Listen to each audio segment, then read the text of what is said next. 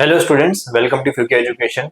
I am Arya Dubey and today in this video session we are going to discuss a chapter of economics, chapter 12, that is income determination and multiplier.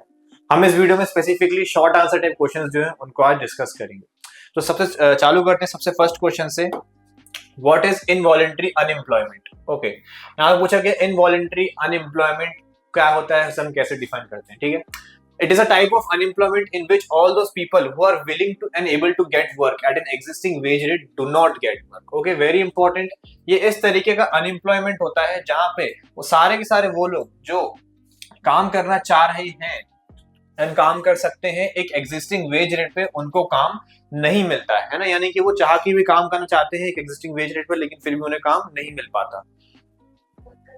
In simple terms, under involuntary unemployment, people are unemployment against their wishes, यानी कि वो अपनी इच्छाओं के खिलाफ, इच्छाओं के विरुद्ध जो है अनएम्प्लॉयड रहते हैं, बेरोजगार रहते हैं। और अंडर सम कंपल्शन, यानी कि कोई कंपल्शन या फिर रहता है उस कारण से। Besides, while determining the total unemployment of an economy, only involuntary unemployment is considered. Very important कि जब भी हम किसी इकोनॉमी का टोटल अनएम्प्लॉयमेंट कैलकुलेट करते हैं तो हम सिर्फ और सिर्फ इनवॉलंटरी अनएम्प्लॉयमेंट जो होता है उसको कंसिडरेशन में लेते हैं।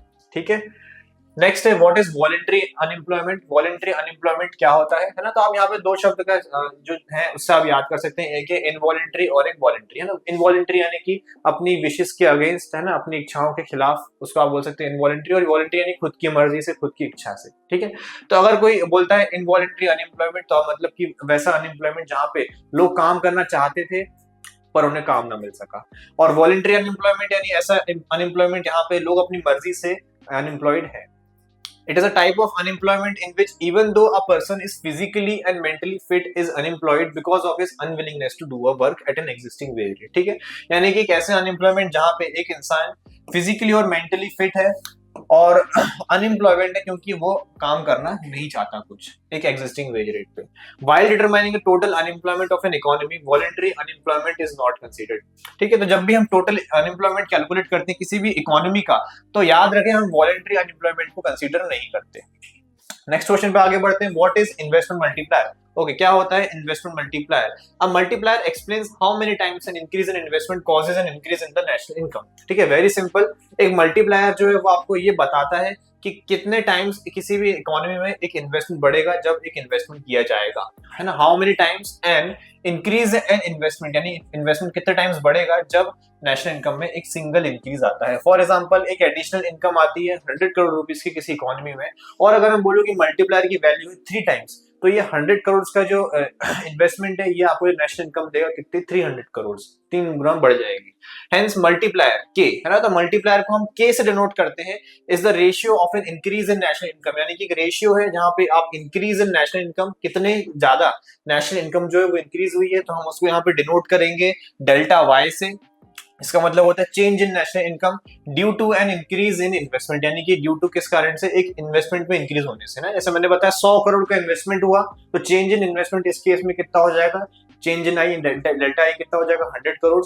और अगर इनकम बढ़ी तो कितनी बढ़ी, जैसे मैंने कहा 100 करोड़ का इन्वेस्टमेंट करा और नेशनल इनकम कितनी जनरेट हुई, 300 करोड़। तो मैं बोल सकता हूँ यहाँ पे कि 3 गुना मेरी जो है मल्टीप्लायर की वैल्यू आती है। तो इसलिए यहाँ पे फॉर्मूला आप जो लिखेंगे K is equals to increase in national income change in Y upon increase in investment change in आई।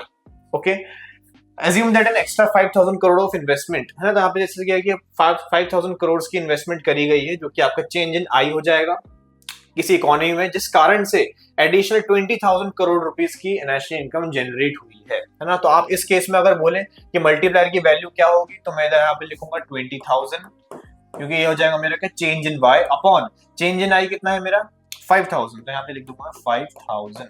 ये कितना देगा आपको 4, 5 4 20, तो 4 टाइम्स की यहाँ पे आपको मल्टीप्लायर की वैल्यू मिल जाएगी। नेक्स्ट क्वेश्चन पे आते हैं, explain the relationship between multiplier and MPC. Multiplier और एमपीसी के बीच में कैसा रिलेशनशिप एग्जिस्ट करता है। MPC and multiplier value are directly related to one another. Very important, जो एमपीसी और मल्टीप्लायर है दोनों के बीच में एक डायरेक्ट रिलेशन है, यानी कि अगर इन दोनों में से कोई भी एक की वैल्यू बढ़ती है तो दूसरे की वैल्यू भी बढ़ेगी एंड वाइस वर्सा, यानी कि किसी एक की वैल्यू अगर घटती है तो दूसरे की वैल्यू भी घटेगी। The value of multiplier and increases with N increase in MPC, जो वैल्यू है मल्टीप्लायर की वो बढ़ेगी जैसे जैसे एमपीसी बढ़ेगा and vice versa. The concept of multiplier was developed based on the view that expense of one person is another persons income. ठीक है, जो मल्टीप्लायर का कंसेप्ट है वो एक्चुअली इस लाइन पे बेस्ड है कि किसी भी पर्सन का जो भी एक्सपेंस है, कोई भी एक व्यक्ति है, कोई भी एक इंडिविजुअल है, जो वो भी खर्चा करता है, वो खर्चा किसी और के लिए किसी और की इनकम हो सकता है ना। आपने कोई खर्चा करा, आपने कोई एक्सपेंस करा, तो वही एक्सपेंस किसी और के लिए इनकम है। इस कंसेप्ट पे मल्टीप्लायर बेस्ड है। नेक्स्ट क्वेश्चन में बढ़ेंगे, what is equilibrium level, how it is attend, है ना। इक्विलिब्रियम लेवल क्या होता है और कैसे उसे अटेन किया जाता है। The Keynesian theory states that equilibrium situation is usually expressed in terms of aggregate demand and aggregate supply, यानी कि इक्विलिब्रियम जो सिचुएशन है वो हम इसमें एक्सप्रेस करते हैं एग्रीगेट डिमांड और एग्रीगेट सप्लाई में। When aggregate demand for products and services over a given period of time equals aggregate supply and economy as an equilibrium, यानी कि जब एग्रीगेट डिमांड इक्वल हो जाती है किसके, एग्रीगेट सप्लाई के, तब हम कहते हैं कि एक इकोनॉमी किसमें इक्विलिब्रियम में आ गई है। So equilibrium is attained, equilibrium कब अटेन किया जाता है, जब एग्रीगेट डिमांड इक्वल हो एग्रीगेट सप्लाई के, AD is equals to S। Further हम यहाँ पे एक दूसरी सिचुएशन भी निकाल सकते हैं कि कब दूसरे केस में जो आपका एग्रीगेट डिमांड है और यानी कि आपकी जो इक्विलिब्रियम लेवल है वो कैसे अटेन की जा सकती है। जैसे कि हमें पता है एग्रीगेट डिमांड किन चीजों से बनता है, कंजम्पशन और इन्वेस्टमेंट में, तो हमने यहाँ पे लिखा AD is equal to C plus I, और AS क्या होता है, C plus S, consumption plus saving. तो हम यहाँ पे दोनों को इक्वेट कर सकते हैं, C plus S is equal to C plus I, जहाँ पे C से C आपका कैंसिल हो जाएगा और बचेगा क्या, S और I, यानी सेविंग और इन्वेस्टमेंट। यानी कि दूसरा केस बन जाता है, पहला केस है आपका जब एग्रीगेट डिमांड इक्वल हो एग्रीगेट सप्लाई के, और दूसरा केस है आपका जब सेविंग्स इक्वल हो इन्वेस्टमेंट के। इसलिए यूजुअली जब हम इक्विलिब्रियम स्टडी करते हैं तो हम उसको दो अप्रोच से स्टडी करते हैं, सेविंग इन्वेस्टमेंट अप्रोच और aggregate demand aggregate supply approach. Next आगे बढ़ेंगे, what are the assumption for determining equilibrium level, यानी इक्विलिब्रियम लेवल डिटरमाइन करने से पहले कौन कौन से एजम्पशंस हम लेके चलते हैं। पहला, the determination of equilibrium level will be examined using a two sector model. पहला की क्या, जो इक्विलिब्रियम लेवल है हम उसको एक टू सेक्टर मॉडल में ही स्टडी करेंगे जहां पे सिर्फ हाउसहोल्ड्स और फर्म्स होते हैं। Simply put, it is assumed that there is no foreign industry और गवर्नमेंट इन द इकोनॉमी, यानी कि कोई फॉरेन इंडस्ट्री नहीं है, ना गवर्नमेंट है इस इकोनॉमी में। दूसरा, it is also assumed that investment expenditure is autonomous, है ना। तो इन्वेस्टमेंट एक्सपेंडिचर कैसा रहेगा हमारे यहाँ पे, ऑटोनोमस रहेगा, यानी कि इंडिपेंडेंट रहेगा किसी भी चेंज इन इनकम में, यानी कि इनकम इनइलास्टिक रहेगा। That is income level does not have any impact on investment, यानी कि इनकम लेवल जो है उसका कोई इम्पैक्ट नहीं होता इन इन्वेस्टमेंट्स में, इनकम बढ़े या इनकम घटे, हमेशा ये इन्वेस्टमेंट लेवल जो है सेम रहेंगे। It is assumed that pricing level is constant, और जो प्राइसिंग लेवल इकोनॉमी में वो कैसी है, कांस्टेंट है, यूनिफॉर्म है।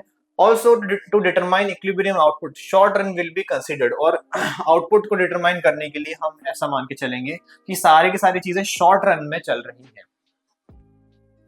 नेक्स्ट है, at how many level can equilibrium level be attained, कितने लेवल्स पे, कितने डिफरेंट लेवल्स पे इक्विलिब्रियम लेवल अटेन किया जा सकता है। तो मेनली तीन होते हैं। The equilibrium level can be attained at three levels. पहला, full employment level, full employment level यानी कि जहां पे एग्रीगेट सप्लाई एग्रीगेट डिमांड की इक्वल होती है और इकोनॉमी जो है फुल एम्प्लॉयमेंट फंक्शन कर रही है, यानी कि इकोनॉमी के सारी रिसोर्सेज जो है वो फुली एम्प्लॉयड है।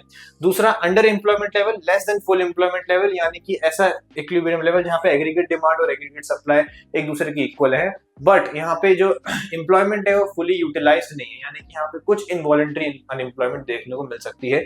और ओवरफॉल एम्प्लॉयमेंट लेवल, यानी कि ऐसा लेवल जहाँ पे एग्रीगेट डिमांड एग्रीगेट सप्लाई एक दूसरे की इक्वल होती है beyond the full employment level, यानी कि जितनी रिसोर्सेज थी सारी एम्प्लॉयड हो चुकी है, लेकिन अभी भी एक उस पॉइंट के बियॉन्ड जो है इक्विलिब्रियम लेवल अटेन किया जा रहा है।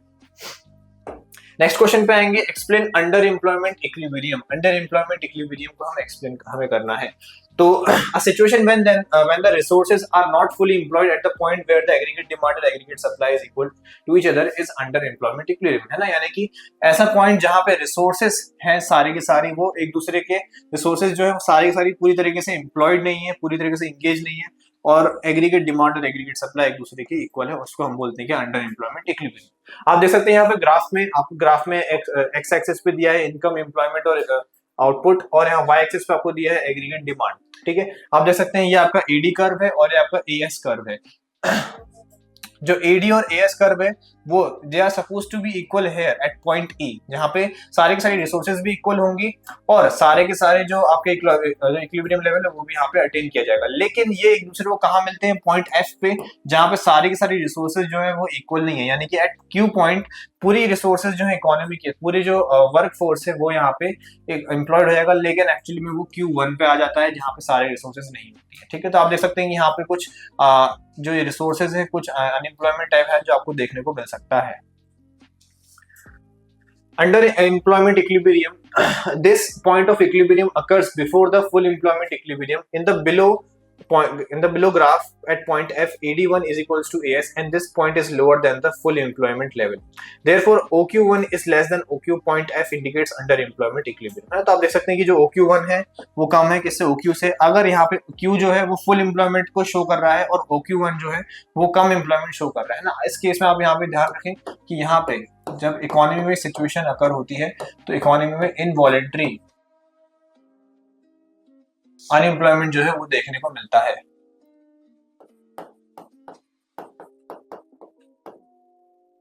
ओके, सो आई होप आपको सारे क्वेश्चंस जो मैंने इस वीडियो में डिस्कस करे आपको समझ में आ गए होंगे। अगर आपको इन क्वेश्चंस के रिगार्डिंग कोई भी डाउट होता है तो अपने डाउट्स जो है कमेंट सेक्शन में पूछ सकते हैं। ऑल्सो मैंने इसी सेम फॉर्मेट में बाकी चैप्टर्स को भी इस चैनल पे कवर किया है, तो आप जाके प्लेलिस्ट चेकआउट कर सकते हैं इस चैनल पे। Also don't forget to download the Fuke education app today and like, share and subscribe. Thank you.